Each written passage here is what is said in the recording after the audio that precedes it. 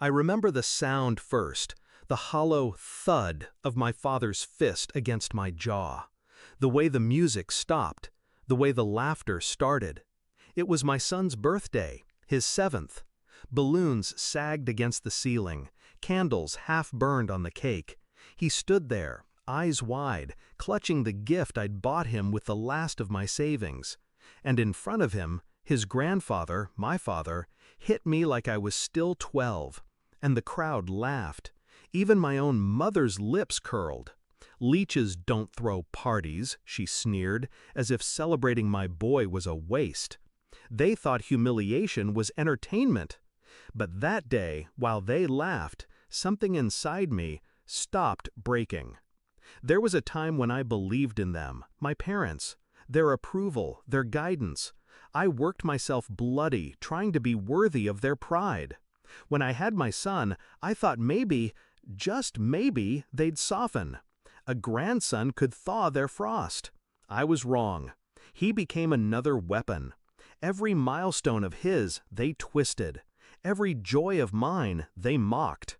And yet, I kept inviting them in, because I was still that boy who wanted his parents to love him. But patterns reveal themselves if you stop crying long enough to see.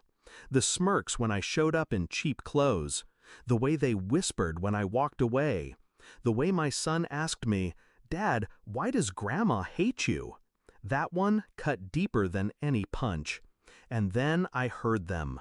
Late one night, I'd left my phone recording on the table when I stepped out. Their voices spilled out later in my headphones. My father, "He's pathetic, can't even throw a party without begging." My mother, "We shouldn't waste time on him. The boy will learn soon enough his father is nothing." That was the moment.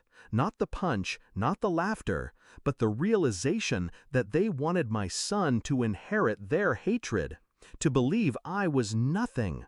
No, not anymore. Revenge is best served like fine wine, slow, deliberate, and impossible to forget.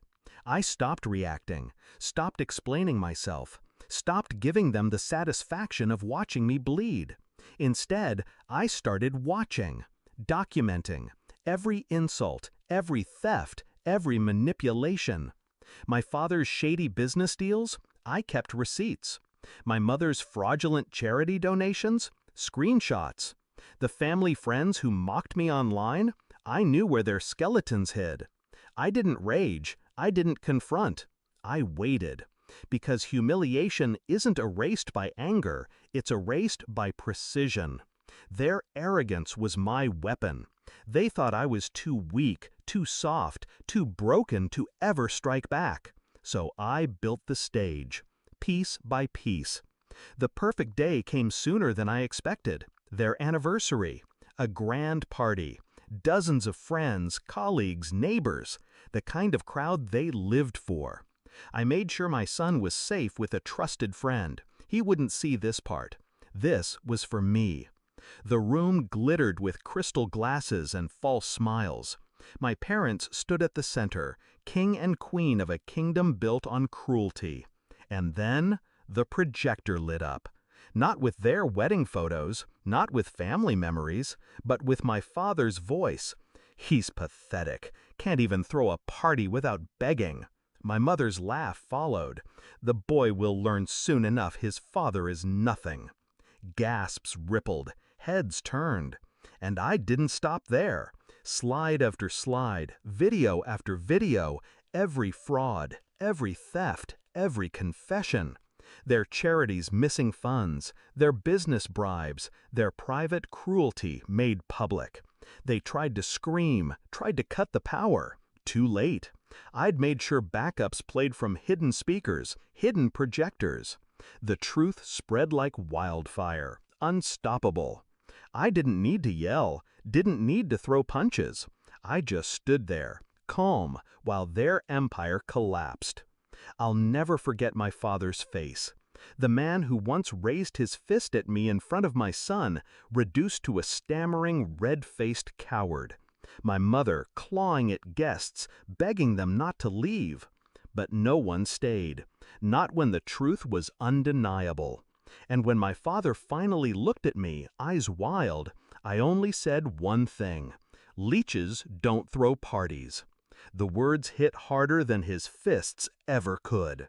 They lost everything: business, reputation, friends. I didn't need to raise a hand.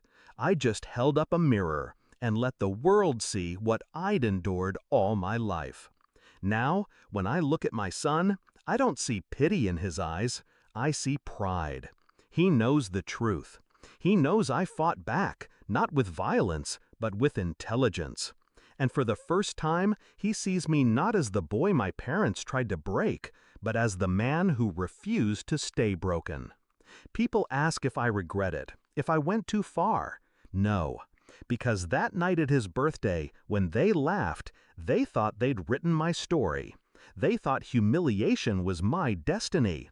But I was already writing theirs, and I made sure it ended the way it always should have, with silence, shame, and the sound of their empire collapsing.